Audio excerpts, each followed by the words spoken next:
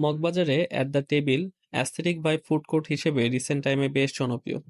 মূলত at the table একটি multi cuisine food court. এখানে বিভিন্ন ধরনের 15 থেকে 20টি ফুড কার্ট আপনি দেখতে পাবেন।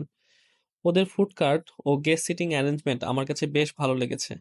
কার্টগুলো কার্ভ করে দুই পাশে সাজানো, মাঝখানে বসার জায়গা।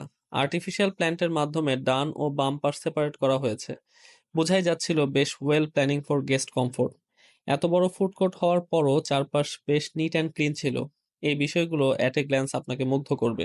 প্রথমে আমরা অর্ডার করি the most hyped food cart, taste of Adana থেকে। শুরুতে একটি বিষয় দেখে খুব হতাশ লাগলো। তারা রিটার্ন খাবারগুলো পার্সেল করছে ফ্রন্ট ডেস্কের সামনে, যেটি ভিতর থেকে করে এনে কাস্টমারদের হাতে তুলে দেওয়া উচিত ছিল। যাই হোক, এসেই যখন পড়েছি কি আর করার। By the way, video pause করে আপনারা ওদের ফুল মেনুটি একবার দেখে নিতে পারেন। আমরা ওদের মেনু থেকে মিক্সড কাবাব প্ল্যাটার অর্ডার করি। এরপর আমরা আরও কয়েকটি কার্ট ঘুরে দেখি। এখানে একটি বিষয় উল্লেখ্য, সব কয়টি রেস্টুরেন্টেই কিন্তু সেলফ সার্ভিস এবং তারা পেজার সিস্টেমের মাধ্যমে খাবার সার্ভ করে থাকে। ঘুরতে ঘুরতে শর্মা হাউসের পেশোয়ারি পায়া প্ল্যাটারের ব্যানার দেখে আটকে যাই।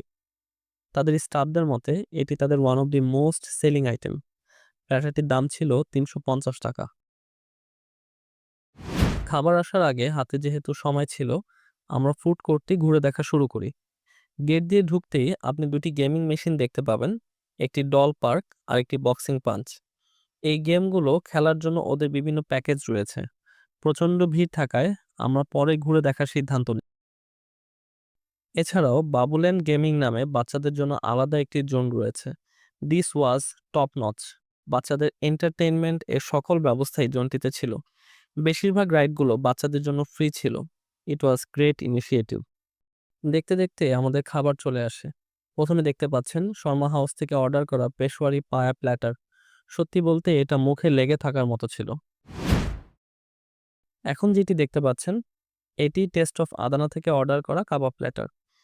এই প্ল্যাটারটিতে বিফ ও চিকেনের বিভিন্ন টার্কিশ কাবাব ছিল। এর মধ্যে আমাদের খুব ভালো লেগেছে চিকেন ও বিফ শিশ কাবাব, চিকেন আদানা কাবাব। এছাড়াও প্রতিটা কাবাবের টেস্ট ওয়াজ টু গুড। আলহামদুলিল্লাহ, দুইটা খাবারই যথেষ্ট ভালো ছিল। সর্বশেষ আমরা ডেজার্ট হিসেবে আইসক্রিম অর্ডার করি, যা আমার কাছে একটু এক্সপেন্সিভ মনে হয়েছে। বের হয়ে আসার সময় আর্টিফিশিয়াল হিল অ্যান্ড ফাউন্টেন আপনার নজর কেড়ে নিবে। আজকে এখানেই শেষ করছি। ভিডিওটি ভালো লাগলে লাইক, শেয়ার, সাবস্ক্রাইব করুন।